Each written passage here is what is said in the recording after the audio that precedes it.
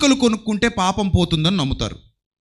ఇక మరికొంతమంది కుక్కకి నక్కకి లేదా పావులు కప్పలకి పెళ్ళిళ్ళు చేస్తే పాపాలు పోతాయని నమ్మేవాళ్ళు, వానలు కురుస్తాయని నమ్మేవాళ్ళు కూడా మన సమాజంలో అక్కడక్కడ ఉన్నారు. ఇంకొంతమంది చెట్లకు పెళ్ళిళ్ళు చేస్తే పాపాలు పోతాయని నమ్మేవాళ్ళు ఉన్నారు. ఇంకొంతమంది ఒక 10 మంది కన్యలకు వివాహాలు జరిపించి మంగళసూత్రాలు దానం చేస్తే పాపం పోతుందని నమ్మేవాళ్ళు ఉన్నారు. ఇంకొంతమంది అన్నదానం చేస్తే పాపం పోతుందని నమ్మేవాళ్ళు ఉన్నారు.